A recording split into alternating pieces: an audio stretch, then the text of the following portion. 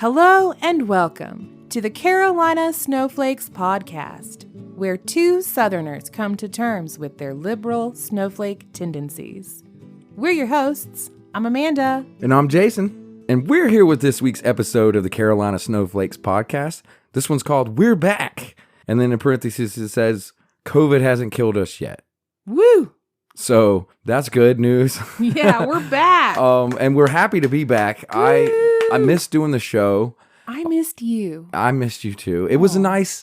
We needed a little vacation, I think, 2 months to kind of get things in order, to get prepared for our second season that we have here. That's right. To present to all of you lovely, we're beautiful still here. Listeners. Season 2. Yeah, we're still here. And I don't know about you, but I had a pretty great time off. I needed it. It was good to recharge the old batteries. Yeah, it was nice. It was a nice break. We didn't really do a whole lot. There wasn't anything you could do. Right. Kind of reminds me of in school when you'd come back each year after summer break and the first thing you'd do is the teacher would be like, "What did you do on your summer break?" Yeah, they would do that. So I'm going to pose that question to you. What did I do on my summer break? What did you do on your summer break? I made a sword. Oh, a sword. You made a sword. Yeah, I did. I manufactured a sword in the basement out of metal. Wow. I made a real sword. It took a lot of work. It took almost the whole 2 months, and I worked on it quite a bit. And it's pretty badass. Yeah, well, that unto itself is badass. Yeah, so I spent my break making a sword. Nice. What did you do for your break? Well, I spent a lot of my break working my other job, since this one doesn't pay yet. Yet. Oprah, we're reaching out. Call me Oprah. Uh-huh. So working. I did that too. And watching the world implode with COVID. Yeah. Delta variant really has done a number on us all, hasn't it? When we left for the break, I really thought and hoped, hope in one hand, shit in the other, see which one gets full first. I really hoped that when we returned, I'd be like, hey, the pandemic's over. Things are going better. We went out and did stuff. I really thought, or I hoped that realistically, I didn't think it would be over, but I thought maybe we'd be in a much better spot. As it turns out, no. No, it didn't go well at all. No, we're in a worse spot than we were when we left. Yeah. No, yeah. So that kind of puts a damper on the old summer vacation. But I did make a sword, so if you could only kill COVID with a sword, I would have things pretty handled right now. You would. But you can't. Right. So that's what we did during our break.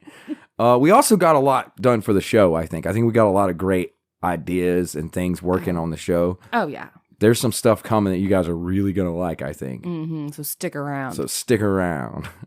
And since we took a little vacation, we also figured there were some things that happened in the news during this last 2 months that were worth talking about because they're of interest to the show. And had we been on, we would have covered them during the time. The first thing that comes to my mind, just in general, is Elizabeth Holmes is on trial. Her trial started. The Theranos lady. Yeah, if you're not familiar, she is the blonde-haired, blue-eyed lady who decided she was going to make a company that she called Theranos that was supposed to take a tiny little drop of blood and do hundreds and hundreds of different tests on it.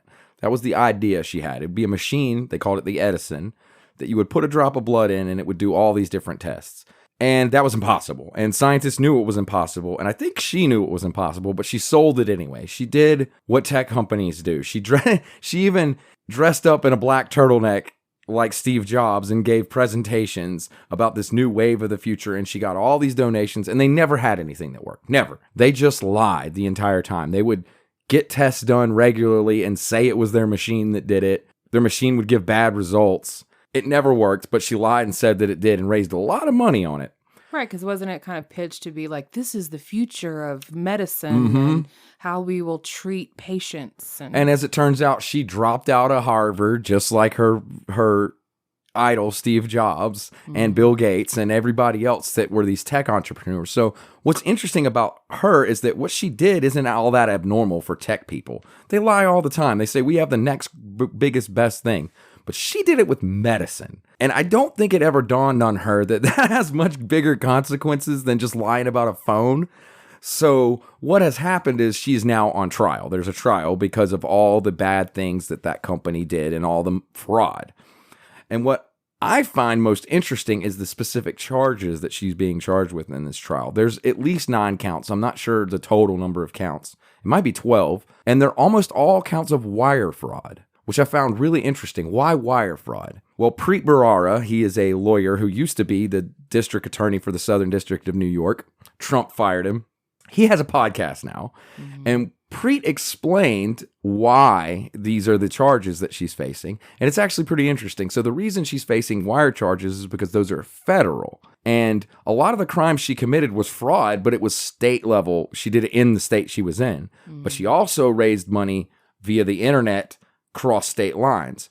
And that apparently has a bigger penalty than just frauding someone in person. So basically they stacked up all these wire fraud charges because they have the biggest penalty, and it lets the feds be the ones doing the charging. Right. They want her to, if found guilty, do federal time, to do as much time with as heavy a penalty as possible. So they're going after her with federal charges as opposed to state level, which you would think would be what they would choose just because of the medical side of things. Right. In fact, a lot of the trial, people are wondering about this, isn't really talking about the medical side because there are these horror stories. So, they told people they had, a lady, she had a miscarriage that didn't. They told a guy he had cancer that didn't. Like they had a lot of these medical malpractice things, but apparently those are more state level. Mm-hmm. And these federal charges with this wire fraud seem to be worse, which doesn't make sense to me, but it does to the feds, I guess. To the system. Yeah. And she is an interesting lady because she talks like this. One of her most famous sayings is, she said, "First, they call you crazy. Then they try to fight you. Then you change the world." And she said it just like that, which is hilarious. Yeah, and there's a lot of, I guess, conspiracy or suspicion that she alters her voice on purpose. She definitely does. There's tons and tons of recordings, including in court, where she doesn't sound like that. Mm-hmm. So she put on that voice to, I guess, try to imitate Steve Jobs. She was wearing a black turtleneck when she did it. Yeah, I think she was like, I want to come across as strong and masculine, and so she altered her voice. So she's like, "Yes, we have the future of medicine in our hands." And then dressed like Steve Jobs. And then she even had a TED Talk. Yes, she did. She had a TED Talk that was pretty popular. Like, we're going to be the future, and this is medicine, and we'll be able to take a drop of blood and determine what's wrong with you genetically, and we'll even be able to custom tailor medicine for you on this one drop. Like, come on. And it was all bullshit. Yeah. And there were engineers telling her that it wasn't ever going to work, but she just kept pushing it. And then she gets pregnant and just has her baby right before the trial starts.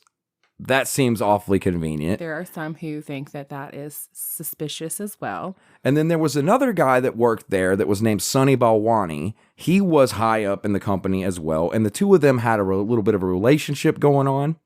And depending on who you listen to, she wore the pants in the relationship and bossed him around, or he wore the pants and bossed her around. It's not really clear. Well, at the moment, they're both claiming... Yes, they're both claiming it was the other one. They're both facing charges, and they're both accusing the other of being abusive and manipulative. She's saying it was his idea, he made me do it, and he's saying it was her idea, she made me do it. And what's funny is if you go back and watch documentaries and things that took place before the trial, they interview people that work there, and you'll get both. You'll hear both, that he was a dick, that she was a dick, that she was the boss and ran everything, or that he was. It's not really clear exactly what happened there. And they had a relationship. They were together, but this kid that she just had is not his. Not his at all. And what a strategy, though. Yeah. To come in and be like, "Oh, I just had this baby." Yeah, like just a newborn at home. You can't send me to prison. I've got a kid, And so now she's on trial. Hopefully she'll go to prison. This is an incredibly egregious case. What she did was really, really bad. If she would have done it about a phone or a video game, no one would have cared. People lie about those things all the time. But when it comes to cancer and, miscarriages and just people's health and medicine in general. Lying about those things is a whole nother level of of crazy and manipulative and gross that I don't think she realized. She never realized it. She was just on track, like, yes. I wonder if she thought that maybe they would get there. I don't know. I really don't know. Like, you know what I'm saying? Like, maybe she knew that it wasn't quite working. Mm-hmm. But, like, if she could just keep up the facade, Yeah. that eventually the engineers and stuff that were working below her would get to the point that they could make that happen. Would just make it happen. Well, what's interesting about that is there's a book called Bad Blood written by John Carreyrou, who was the main guy who broke this whole story. He'd been on Theranos' case from the beginning. And in that book, he does describe that she did seem to think that she was an idea person, that everybody else would implement it. Yeah. So her original idea was even worse. I guess, would you call it delusional? Mm-hmm. That she thought if she believed it hard enough, right, that it would happen. Yes, I think that's what her case was. But in the process of that, she defrauded a lot of people, and she had connections to very high up people. John McCain, among other people, were donors to this. Yeah, because I mean, it sounds awesome, really, if that could be something that worked. And she used a sob story about her grandma. So, my grandmother doesn't like to get needles, and she died too early. And if we do this technology, nobody will ever have to die too early again. And that really got people going. When you hear this deep-voiced, blonde-haired, blue-eyed little girl crying about her grandma, it really sold people. Yeah, she's got that Rick Astley thing happening where her physical appearance doesn't match her voice. Yeah, not at all. And the other thing that's weird about it is that she was so manipulative, and she did that to so many people, and none of them were really ever skeptical. They always thought, well, she's smart enough to figure this out. Yeah, they trusted her. But all of the engineers, all of the people that were working on it were constantly saying, like, this is not this isn't viable. Working. Wasn't there some kind of thing where they tried to show the machine working, but what they were actually doing was taking the sample back behind the curtains and testing it in a lab? Yeah, when they had, there's a story in Bad Blood about that where they had a bunch of investors come in and prick their fingers and put their blood on the little cartridge and put it in the machine. And then there was a guy behind the machine. They would take the cartridge out and run it down to a regular lab and get the results and come back and put it back in the machine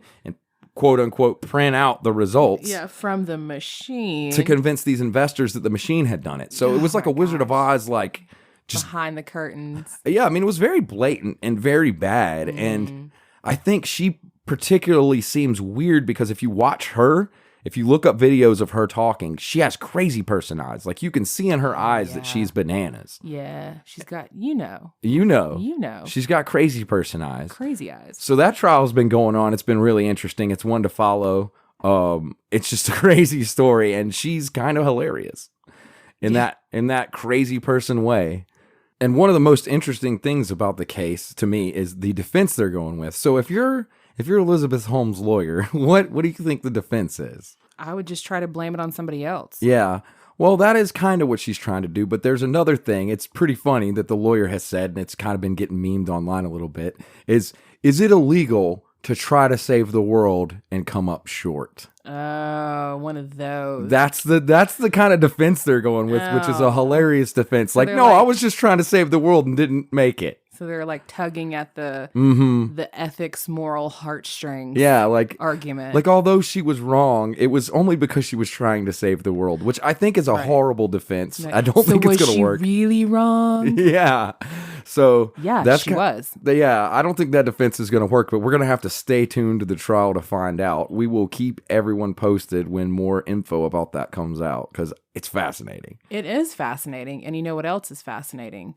Unrelated to her, but equally as corrupt. I watched a catfish get exposed on Facebook recently. You watched a catfish get exposed on Facebook, like in real life? Yes, IRL. Really? Well, I mean, it was Facebook IRL, you know. Yeah. Yeah. But like not on the show Catfish. No, but easily could be on the show. Yeah? Yeah. So this girl found her way into some groups that I'm in on Facebook, and she wound up kind of getting popular both through her physical appearance. So she was pretty. Well, her photos were heavily edited.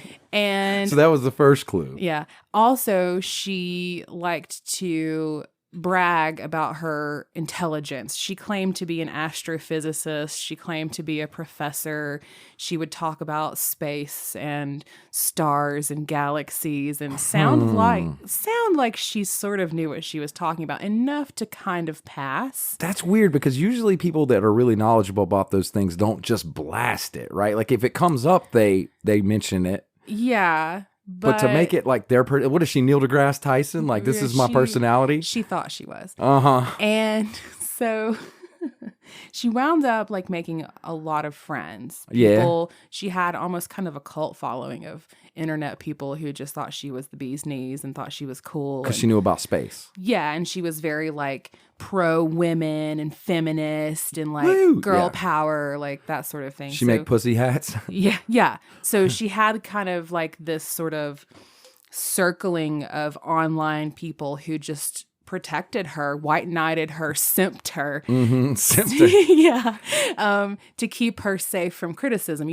Even if you were suspicious of her, like you couldn't get to her. That's weird. In these online groups. And so she cultivated this persona.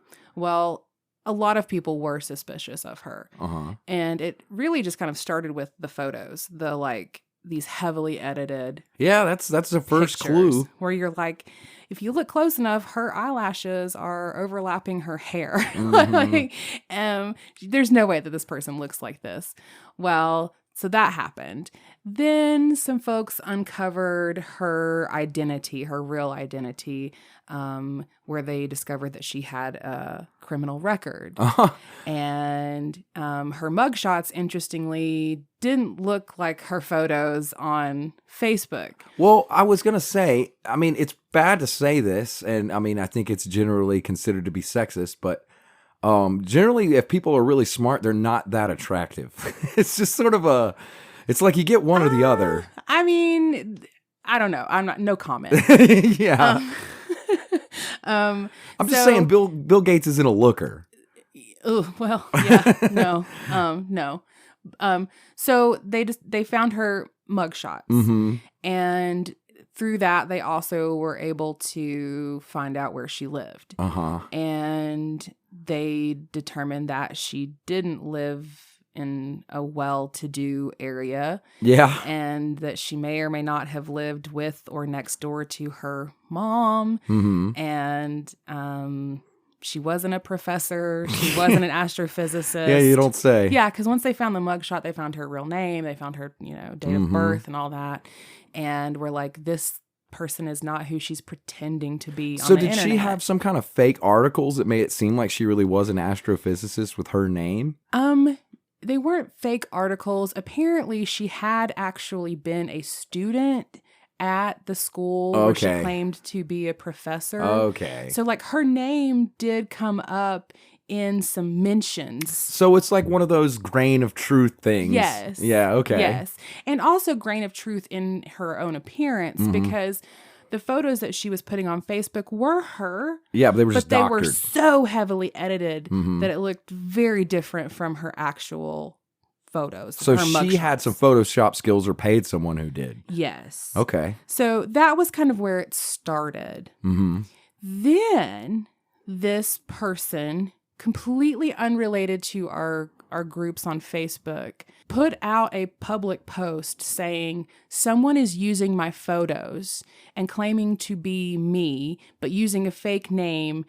Can you please make them stop? Huh. This post got shared thousands and thousands and thousands of times around Facebook and found its way into these groups that I'm in. And in this case, the photos belonged to a girl who was a regular for years in the groups, who was always asking for money. Huh. And it quickly became apparent that the girl using the Photoshop was the same person using these stolen photos claiming to be a girl who needed money because they were best friends. Oh, they're besties. Right. The one using the Photoshop pictures of herself who claimed to be an astrophysicist had set up a GoFundMe for this girl Who's supposedly her friend. who was her best friend and who claimed that like their parents had died and like her brother was disabled and they were going to get,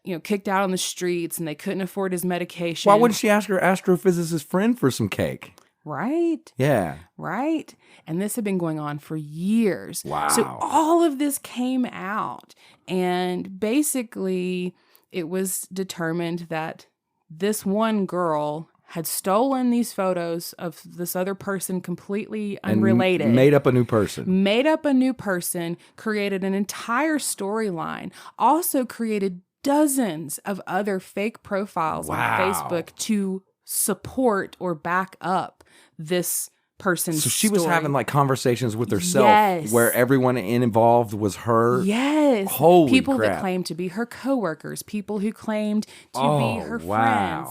Like she had entire storylines built up and it went on for years. What's crazy is somebody that smart you'd think could get a regular job. You would think. You're smart enough to do that. Why can't you get a regular job? And so once that came out, all these people started coming forward and being like, I donated, I gave, and at one point somebody put together the whole list of receipts and there were thousands of dollars that people had donated over the course of like 2-3 years to this person that they thought was in need because they believed her story. And this, reputable astrophysicist chick was saying it was all true. So why they believed her. So that seems like it might be the same crime. Kind of. As Elizabeth Holmes. The Theranos, yes. Yeah, those stories seem loosely connected. Kind of. Because it's fraud. I mean, I guess she didn't do it with a voice like this. No. But she did the same thing. And what happened as well is one of my friends on Facebook actually went and met her. Oh, shit. In person. And they hung out together. And at the time, she didn't really say anything about it. But like afterwards, she has come forward and been like, when we hung out, for starters, she didn't look anything like her pictures on Facebook. Yeah. And apparently she also wouldn't allow her to take pictures. Oh, she was like, didn't want anybody to know. Was like, I'm the one who takes the photos, and I edit them. Don't take any pictures of me while you're here. Oh, that's some shady shit right there. Yeah. Wow. So all of that happened, and I think authorities have been contacted. Yeah, it seems like that's this girl. At least GoFundMe should be pissed about that. Yeah, the girl, the astrophysicist, quote unquote. She tried to friend me a few times on Facebook because we ran in the same circles online. I never accepted her friend request because I always was like, something's off about her. I don't trust it. And she built like this, they called themselves the Sirens. And it's this group. Oh, they had a name. Oh yeah. It was this group of ladies that she friended on Facebook who basically insulated her from criticism from anybody outside. That's so nuts. Yeah. That's so nuts. Yeah. Internet. What is the female version of the name Neil, you think? Nellie? Nellie. So she was Nellie deGrasse Tyson, basically. That's what we're going to call her. Yeah. Wow, what a story. Yeah, so that's ongoing. There's more still coming out, little pieces here and there. And of course, all the people that she manipulated, both financially as well as the ones who thought that they were really friends with her. Yeah, that sucks. You just lost a person that you thought was... And of course, now there's people turning on them saying you had to have known, you were covering for her. Oh, yeah. But that's not true. You'll never know who... Oh, man. They didn't That's know. a disaster. Yeah. That's like the Elizabeth Holmes thing. It's just less severe. Yeah, and it's, all on Facebook. Yeah, but I mean, it's essentially the same kind of crazy, I think. But I guess authorities have been contacted. It depends on whether or not they'll actually do anything or... if anything, I would think GoFundMe would have a problem. You would think so, or... They don't like it when people do that. Yeah, or the folks who donated can maybe have a case with the GoFundMe to get their money back. Yeah, if anything, I would think they would have something to say about it. Yeah, but the crazy part, like I said, is she had dozens and dozens of profiles that people engaged with and she engaged with, thinking that they were real people. That's so crazy. Who knew her. Yeah, that's so crazy. It was all an illusion to make her look more legitimate. That's so nuts. And That's so much work for something. Well, she had no job. That was her job. That's such a weird job. Was mooching and stealing and occasionally getting arrested. Her charges for the mugshot stuff was all like theft, stealing. So she's just a scammer. Yes. It's so crazy because it seems like she would be smart enough not to do that, but there you have it. There you go. Wow, that's crazy. What a story. Yeah. Where does she live? Well, she lives in Knoxville, Tennessee. Oh. Yeah, right over the hill. All right. Well, there you have it. Mm-hmm. Interesting. Well, in addition to those two stories, we have one more major news story that seems to have happened while we were on vacation. And this one takes place in the Carolinas, specifically South Carolina. Yep. From what I understand, in the Charleston area. I think it's Hampton, South Carolina. Yeah, not quite Charleston, but in that area. Mm-hmm. So the low country of South Carolina. And this is the Murdaugh family. It's been all over the news. You may have seen it. They were kind of gingers. They were kind of gingers. Very pale and pasty. And and soulless. We'll say the family was run by a head of the family, a patriarch, and he was a lawyer. He's a pretty big time lawyer in South Carolina. Had a lot of money. They had a big, huge, fancy house with extensive family history, going back to his great grandfather, who was an attorney in the same community. Yeah, so it was great grandpa, old father, money. Him. All were attorneys. All had old money and old connections. Were very well respected and had a lot of clout in this community. And a lot of things have come out about this story, and I think the easiest way to explain it is going to be chronologically, because we found out about some of these things in not the order that they happened in. Right. So it gets confusing. Right. So what we were going to do here is lay out, this is the chronology in order of the things that happened. Of what we know so far. And we didn't find out about these in order. All this got found out in the opposite order, which makes it even more confusing. Yeah. So the first thing that happened is they had a maid / nanny, somebody that had been working there for 20 years. I assume she pretty much raised the kids. I think her name was Gloria Satterfield. Yeah, and she pretty much raised their kids. Mm-hmm. And in 2018, she trips over the dog and falls down the stairs and dies. In their home. In their the family house. Home, yes. In the Murdaugh family house. Mm-hmm. And what's interesting is that he had, the dad, the lawyer father, had insurance on his maid and was able to collect it when she died. I know I have life insurance on my maid. Yeah, I make sure I insure all my maids. So he collects the insurance money on her death, which her family objected to. She's got grown children who were like, she was our mom. Yeah. Like, where's our cut? And so he convinced them that the idea would be, oh, well, don't worry. The best thing you could do to get the money is to sue me for the money. Mm-hmm. And guess what? I know the perfect lawyer. Yeah, he's like, hey, here, I know a lawyer you guys can use to sue me. To sue me for the money, and it will work out great. Mm-hmm. And from my understanding, they won the case but never got the money. Well, and also he was best friends with the attorney that he recommended. Yeah, so he recommends this lawyer who's his best friend. Mm-hmm. They file a lawsuit. They do something in court that makes it so that they technically win the case but never get the money. They won their claim, which was like $500,000, but they never got a single dime of it. Yeah, so somehow he managed to arrange it with his buddies so that he kept the money, and they don't know really what happened because they're lawyers and they can confuse the shit out of you. And since then, her case, her death, has been reopened for investigation because the coroner, who I don't think was the coroner at the time, has said on her death certificate, the cause of death is just listed as, quote, natural. And he's like, there's nothing natural about the injuries she sustained. Right. So now the state has opened up a death investigation into what happened to her. Yeah, and so that was in 2018. That's the first thing. So in 2019, this lawyer, this rich lawyer, he has a couple of sons, and one of the sons is a royal dickhead. So I've read cases of people saying that he'd been arrested a few times for fighting in public, for fighting with his girlfriend, being abusive towards her. He spit in her face at a couple of events. Being a total shitbird. And in 2019, he was driving a boat while he was drunk really fast with some other girl that I assume was one of their neighbors or something. And I think there was a handful of young people on the boat with him.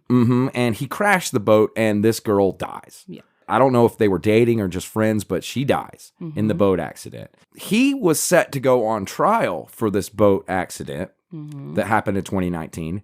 But in 2021, before he could go on trial, the son and the wife get murdered. The son, like the attorney's son and the attorney's wife are shot dead on their family property. On their family property. The wife was shot with a shotgun and the son was shot with a handgun. The suspicion is that they were shot two people, like Yeah, two shooters. murderers, two shooters. And the idea is that it might possibly be revenge for this death that he drunkenly did on the boat. Because there was a lot of animosity towards this kid, his kid. For being a shitbird. For being a piece of shit and killing someone. Their family being so well known and respected, there was fear that he was going to get away with murder. Yeah, basically. That he could get drunk, drive a boat, wreck it, and get away with it. So the immediate thought was this was a revenge killing. Even Hulk Hogan's kid went to jail for that. You can't get fucked up and drive a car and kill your friend and not do some jail time. Right. In this case, it was a boat, but still. Right. Then, while they were investigating the wife and son murder on the property, down the road, they found a neighbor dead in a dirt road. This was a young man who was a classmate of Murdaugh's older son, and his death is still under investigation. Yeah, they just find this body. He had blunt force trauma to the head, which they thought maybe was from a car hitting him. Yeah, they're not sure. But they don't know. So that's weird. It literally was the same day. That's really bizarre. And then after that, a few weeks after that, honestly, the dad, the main character in our story, this patriarch here, he gets shot. In the head. In the head. On the side of the road. On the side of the road. After having a flat tire. And then it comes out after he gets shot in the head and he survives. The shot didn't kill him. It barely grazed him, from my understanding. At first they thought, oh, this is somebody out to kill him. Like they killed his wife and his kid because they're just so angry about this girl that got killed in the boating accident. But now, 2 weeks after that, or a week or so after that, all these financial crimes that he had committed come out. And so then people started to think maybe it was a suicide attempt went wrong. Like he tried to shoot himself and panicked at the last moment and just grazed himself. Yeah, because he wound up resigning from his own law firm. For all the crimes. For fraud and money mishandlings. And so this guy, then it comes out that he actually did get shot by somebody else. But that person had been paid by him to shoot him. To kill him. So he wanted somebody to kill him so his oldest son could collect life insurance yet again. It seems like this whole family revolves on life insurance. Yeah, so he hired a client of his to shoot and kill him so that it would look like he got murdered, so that his surviving older son would collect the $10 million life insurance policy. Yes. Because he was afraid he was going to leave him with nothing. Because as it turns out, this is the next thing we find out, this Murdaugh guy had a 20-year-long opioid addiction. Yes, apparently, and this is all kind of coming out because he wound up going to rehab. Part of the reason why all this is happening is the dude is a junkie. Is a junkie. Yeah. So he's a junkie, this lawyer, has all these bodies around him. Yeah, people just keep dying.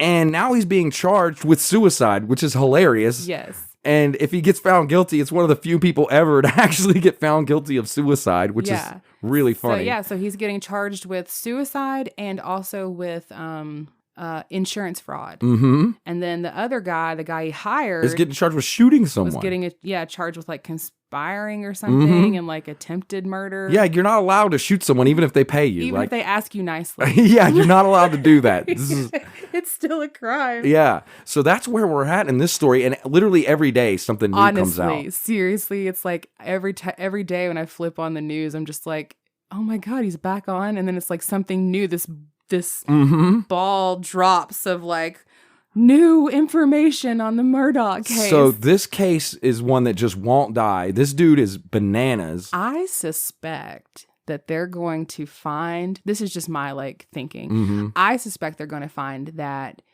there's more bodies. Yeah. I think he's been this is what he does. Disposing of people for a long time and collecting life insurance. Yeah, I think they might find out he's responsible for all of it. Yeah. It's certainly possible at this point he did all of it. Because if he was in financial troubles with the law firm where he worked or he owed some drug dealers some money, who's to say that he didn't kill his wife and his kid to get their money to pay off drug dealers, or who's to say that the drug dealers didn't off his wife and kid to get back at him, and it actually had nothing to do with the girl who died in the boating accident. Exactly. There's so much there, and I believe like I said, there's no way to know yet, but it seems plausible that he did all of it. It's so sensational. I mean, it's like it's like a movie. It really is. They're probably going to end up making a movie, at least a Lifetime movie out of this. I think they will. No, I think they'll probably make a feature film, and I think there'll be some like Dateline 2020, those shows. Because this case it's nuts. It's just insane how long this has been going on and what's been happening. And like, you can't have that many people die around you in that short a period of time without it being suspect. Yeah. Especially when you're collecting money. Yes, and like lots of money. Not just like I got $20. It's like, no, I got $1 million. Yeah, it seems like they revolve their life around life insurance policies, which is incredibly scary and weird. I've watched a lot of true crime, and that's a red flag. Yeah. If you friend or date or hang out with someone who wants to take out a life insurance policy on you, be careful. Run away. Yeah. Run away. Yeah. Especially if you're a maid. Red flag, yeah, right. Well, and your whoever your boss is as a maid wants to take life insurance policy out on you. That might be a clue. Like, this dude's gonna murder you. He probably presented it as something like, you've been with us for so long. Yeah, our kids would be lost without you. They'd be lost without you, and I don't want your family to suffer if something were to happen to you. This money will go to them. I promise. Yeah, he probably pulled all that bullshit. What a liar. He's a lawyer, so obviously he's a liar. But he went to school to learn to lie. Yeah, so that case has just been crazy. That's in South Carolina, and it will not die. We'll keep following that one, too. Yeah, I'm curious as hell about this case because that's just, first of all, it's close to home, and second of all, it's just a massive case of just interesting. Yeah. What the hell is going on here? Yep. Yeah. And another thing we got ready for this season 2 of Carolina Snowflakes podcast is I thought of an idea for a bit that I really like that we're going to start doing. Because I feel like this relates to modern times way more than you'd think. And the bit is called Get to Know an Emperor. And what I'm going to do is I'm going to discuss some of the emperors from past history and relate them to modern day. Okay. Because a lot of people don't know most of the emperors, and there's some interesting characters. You think that Murdaugh guy was interesting? Wait till you hear about some of these guys. So this week, our emperor is known as Hadrian. That's the name everyone calls him. His real name was Caesar Trajanus Hadrianus. He has anus in his name twice, which I find hilarious. I'm going to stick with Hadrian. Yeah, Hadrian's better. Tyrannius Hadrianus is kind of hard to say. Mm-hmm. That's very Latin. It is very Latin. So he was the ruler of Rome from 117 to 138 AD. So we're talking 1900 years ago. Like a long time. Roughly, yeah. That's a long time, almost 2,000 years ago. His father was a senator, and he was a cousin of the Emperor Trajan, who was one of the great emperors of all of Rome. So he kind of came in, everyone thought this dude's going to be awesome because like his uncle was awesome. But it turns out he wasn't all that awesome. So he had at least 6 senators executed for plots against him, like kind of illegally. Sounds like Trump. So like he did this, he kind of had a Trump thing where he was very divisive, and his dad or his uncle Trajan had been very expansionist. He was known as like the great Roman emperor who went and expanded everything. And Hadrian was the exact opposite. He wanted to be defensive. He wanted to be close off the boundaries of Rome. Yeah. And one of his ways of doing that, of closing off the boundaries of Rome, was building a big wall. What do you know? Also very Trump-like. Yeah, what do you know? Are you starting to notice there's this weird connection here? Which, by the way, I'm not saying Trump ever had any senators executed, but I'm saying that he would have. He would if he could. If he could have gotten away with it, he totally would have. Right. So there's some comparisons here between him and Trump if you don't see it, obviously. He looked at a big, beautiful wall. Yeah, but the difference here is Hadrian actually built the wall. Oh. So the construction started in 122. It took a few years to do, and it covers the entire width of the island of what at the time was called Britannia. Now we call Great Britain.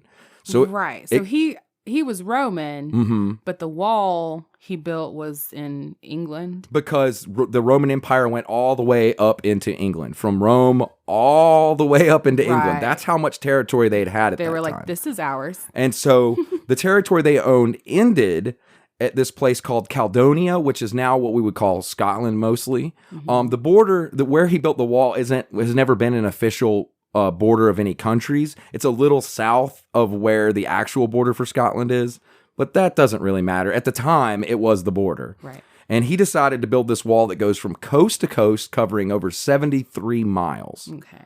And the thickness of this wall was anywhere from 9 feet to 7 feet thick. So it's a big fucking wall. It also was about 12 feet high in most places at the time it was built. Nowadays, the highest sections are about 8 feet. We've lost some over the last 2,000 years. Right. But that wall went from coast to coast all the way across and basically separated the crazy drunk Scots from the Romans. I mean, and can the you Brits. blame them? Really? Yeah. They were like, those guys are... Yeah. When they built it, it was apparently, nowadays it's like a lot of stone and rubble, and like you can still see the wall. The wall's still there. I remember learning about Hadrian's Wall in school, and you can go visit parts of it. There's a path called Hadrian's Path that's like 50 miles of it that you can walk right beside. It's all still there. Yeah. It's a little shorter than it used to be, but it's made out of stone and it's all still there. And what's really interesting is originally it was probably covered with plaster and painted white so that you could see for miles, you could see this wall. So it was it's described as less a defensive structure and more a boundary so they could see if people were coming. It was obvious they were on the other side of the wall and they were coming. You had this bright white boundary. It was actually kind of smart. And also every third of a mile, there was a tower, a guard tower. So they probably used it for customs as well. They basically said, you can't come into Roman territory unless you pay. And so the drunk Scots would come down and they would take their They're like, sheeps let us in. Yeah, or sheeps or whatever. And sheeps. Yeah. Just show up with their sheeps. Hadrian ended up dying from some mysterious illness. He was a rather poetic man. He wrote this little poem as he was dying that I wanted to read to give you an idea of who Hadrian was. This poem in English goes, roaming, amiable little soul, body's companion and guest, now descending for parts, colorless, unbending, and bare. Your usual distractions shall be no more there. And that was his little poem about the end of his life. He had a soul, he felt good, but his body was dying. He was like, well, it's giving out, y'all. And apparently that poem in Latin was very popular in Rome and got credited. I mean, people liked it. So people thought that as being profound, which is really interesting because he was such a contradictory emperor. People hated him. People loved him. He was kind of a mixed bag. Rather Trumpy, actually. Yeah, what do you know? Yeah. And he built a wall. So this is pretty interesting. And another reason that I wanted to bring this up is they recently discovered a section of Hadrian's Wall that they did not know existed under a busy street in Newcastle, England. So within the last few weeks, they were doing some water main construction on the street in England, and they were like, holy shit, here's like a 10-foot section of Hadrian's Wall that has been under this road for forever. Well, I imagine that at first they were like, holy shit, what is this? Yeah, what is this? Why is this under the street? And then they were like, I think this might be a 2,000-year-old wall. They're like, we found a bit of wall under the street. There's a bit of wall. I don't know what it's from. What is this bit of wall? So then my question then is, how did they not know? I don't know. That it was there. There's a lot of quotes from the people that are in England, and they're like, right, so we pretty much knew where all of Hadrian's Wall was. Adrian. Except for, apparently we didn't know about this little part of it. You know what I mean? And it's like a 10-foot long section of it that's actually has really large stones that it's made out of, so it would have been built near the beginning. So the stones get smaller. Older part of the wall. Okay. The stones get smaller as the wall got built. And actually towards some of the ends of it, it's just like dirt almost, like a dirt berm. They ran out of rocks. Yeah. So this one has big rocks, which means it was built near the beginning. So then I guess what happened was over time, they just covered it built up. up around it. And then because there, either weren't or very little available historical records. Yeah. Over time, people who knew that it had been there just died. Forgot. Yeah. And it was forgotten about. And so then for years and years, this wall is underneath a road. Underneath the road. And people are driving over it, spitting on it, throwing cigarettes over it. Yeah. And this 2,000-year-old wall's under there. Which is I also amazing. can't help but wonder, how did they not know? It's not exactly like... Yeah, I know. How does a wall pop up on you? It's connected. Yeah. Right. Yeah, it's connected to the other part of the wall. Yeah. But... I don't know. But I can just imagine the guys working on the water main being like, what is this? A bit of wool. A bit of wool. Well, I found a bit of wool. Is it Adrian's Is it wool? Adrian's? Maybe it is.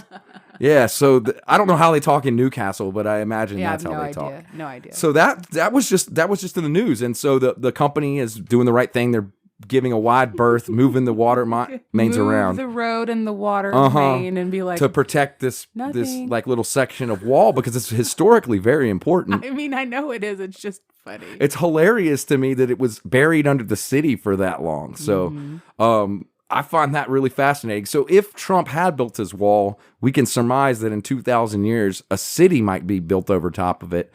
And they would discover it and they'd be like, right, it's Trump's wall. Is that Trump's wall? We found it. So I find that really interesting. And it's kind of a modern take on things. Like, it just goes to show you how there's nothing new under the sun. This guy was very much like Trump 2,000 years ago and built a wall we just found buried under England. And I find that story to be fascinating. So I just wanted to fill our audience in. Now you know an emperor better than you ever did before. Yes, thank you. There are many emperors, and he is one. And that's this week's bit of Get to Know an Emperor.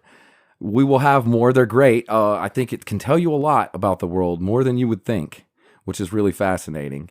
And perhaps, if we're lucky, Trump will end up dying the same way from something we don't understand or know about, and he'll write a stupid poem, and we'll be done with him. Yes. Yes. It will be great. He'll be like, this is the greatest poem anybody has ever written. I'm a very stable genius. You know, and then we'll be done with them. If we can get lucky like that again, that would be nice. But that also does it for this week's episode, because this is our big comeback episode. Woo-hoo. And we wanted to let everybody know we're glad to be back. Yeah. We're going to be having episodes every Monday like we did before. Season 2 is here. It is upon us. And you're really going to want to pay attention next week, because next week we might catch up with our QAnon friends next week. I think next week might be time for us to catch up with Q and see what he's been up to. Oh, goodness. Yeah, and so you're going to want to stay tuned for that one, because it's going to be action-packed. But if you need episodes to listen to between now and then, you can find those on our website, carolinasnowflakes.com. And if you want to catfish us on Facebook, we have a group that is perfect for such things. That is on our Facebook. Facebook.com/Carolina Snowflakes. And if you want to send me an email about how you love the Get to Know an Emperor bit and how it made you smarter and feel more connected to the world, I would love to hear that from you. So you can send that to our email. carolinasnowflakes@gmail.com. gmail.com. Thanks for listening. Bye.